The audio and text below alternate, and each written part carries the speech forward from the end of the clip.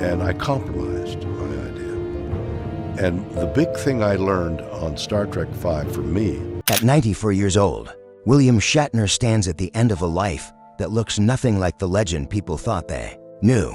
For decades, fans believed his wealth came from Hollywood paychecks, Star Trek fame, and iconic roles. But the truth is far more dramatic, because the empire Shatner leaves behind wasn't built on privilege, it was built on survival. Strange deals, financial betrayals, and risks so bold they shocked even his closest friends. The man the world thought they understood was quietly constructing one of the most unexpected fortunes in entertainment history. And now, as his family uncovers what he really built, one question remains. How did Shatner pull this off? It all began with the role that would unknowingly define the rest of his life. Captain Kirk in the original Star Trek series. When Shatner took the role in 1966, it was never meant to be historic. Just another job, a solid acting credit, and a steady paycheck. In the grand timeline of television, no one knew this little sci-fi series would become a global cultural explosion. Financially, though, the reality was far from glamorous. During the first season, Shatner earned only $5,000 to $6,000 per episode. Respectable for a young actor, but nowhere near the wealth people later assumed he had. By season 3, he managed $10,000 per episode, bringing his total earnings for the entire run to roughly $300,000 to $400,000. Decent money, but nowhere close to life-changing. Then came the twist that would shape everything that followed. Shatner received no residuals from syndication. When Star Trek exploded in reruns throughout the 1970s and became a global television phenomenon, millions of dollars poured into the studio. But Shatner, the face of the franchise, didn't receive a single cent. That realization, the heartbreak of watching others profit from the work he helped build, became the engine of his future financial philosophy. Never depend on studios. Never depend on executives. Build your own future. From that moment on, William Shatner made a promise to himself. If he ever became wealthy, it would be because he created that wealth, not because Hollywood handed it to him. After Star Trek, Shatner drifted through some of the most difficult years of his life. He became so typecast that major roles disappeared. He took whatever small acting jobs he could find. And at one point, he was so financially strained that he lived in a camper, parking it in the yards of friends just to get by, while the world assumed he was living the glamorous life of a TV icon. The truth was anything but glamorous. His comeback began in the early 1980s with the series T.J. Hooker. This wasn't just a role, it was a financial resurrection. His salary jumped dramatically from the modest paychecks of the past, reaching $50,000 to $75,000 per episode. Over the course of more than 90 episodes, Shatner rebuilt roughly for dollars to $6 million in income. Then came the unexpected pivot that changed everything: hosting. In 1989, he began hosting Rescue 911, a docudrama series that became a quiet syndication powerhouse. He earned another $1 to $1.5 million across its 7-season run. But it wasn't the money that transformed his life. A major turning point arrived with his role as Denny, Crane on The Practice, and Boston Legal. These shows brought him into a new financial tier, with earnings reported at $150,000 to $300,000 per episode. Across more than 100 episodes, Shatner accumulated an estimated $10 to $15 million. But this time, he didn't let fame be the only currency. While awards and recognition poured in, he quietly began building an empire of income streams that would last long after Hollywood moved on. Hosting, producing, branding, business, partnerships, licensing, conventions, real estate, books, technology, merchandising. Every one of these avenues became part of the financial machine he constructed. One of his biggest career surprises came from commercials, specifically the iconic Priceline campaign. Instead of taking a traditional paycheck, Shatner agreed to receive partial compensation in stock. The move led to a myth that he made $600 million when Priceline's stock later skyrocketed. Shatner himself laughed off the number and denied it multiple times. But the truth remains, he still made several $1,000,000 from that unconventional deal. And more importantly, it taught him the most valuable financial lesson of his later years: think long-term, invest early, negotiate creatively. Beyond that, Tech companies, insurance brands, and consumer goods companies all sought his face and his voice, leading to decades of steady income. These deals weren't flashy like movies or TV roles, but their financial power was undeniable.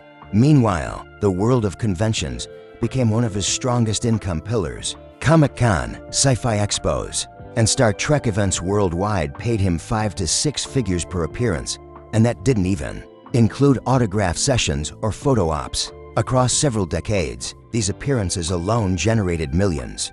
Books also became a major part of his financial portfolio. His memoirs became bestsellers, earning impressive advances and royalties. His fiction series Tech Wars spawned an entire multimedia universe, TV movies, a series, comics, and licensed merchandise, all generating residual income.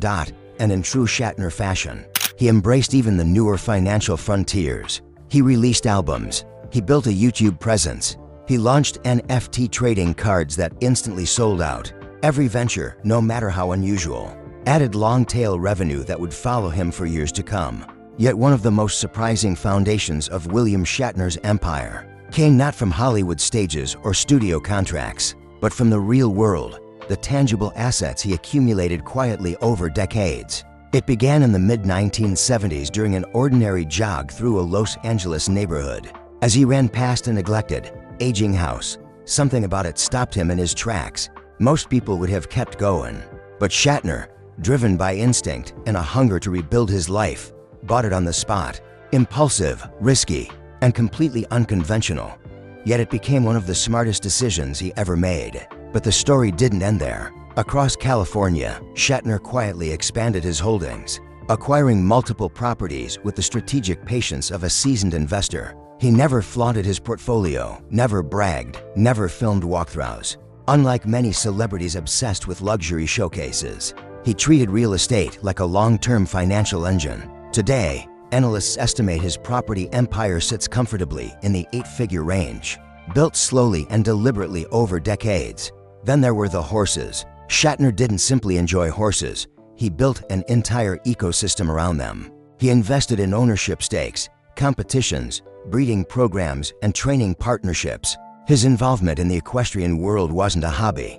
It was a serious business that generated steady returns and earned him genuine respect within the industry. Even his love of vehicles turned into financial opportunity. Beyond owning luxury cars, he stepped into design, collaborating with Rivet Motors to create the futuristic Rivet 1 motorcycle, a machine so bold and industrial it looked as if Captain Kirk himself had ordered it for a mission. Limited production made it a collector's prize, and its value has only continued to climb.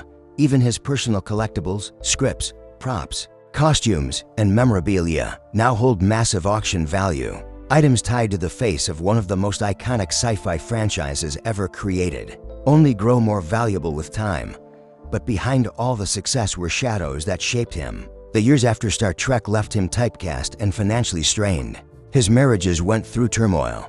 His third wife, Naren Kidd, tragically passed away in 1999 after battles with addiction.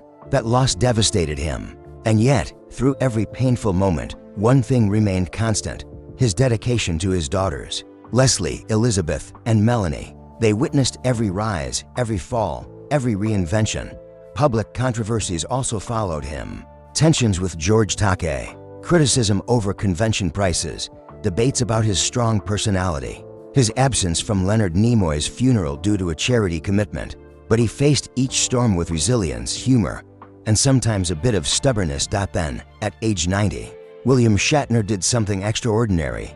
He went to space with Blue Origin. The world expected celebration. Instead, he returned with overwhelming sadness, describing space as a funeral, a dark void that made him realize the fragility and beauty of Earth.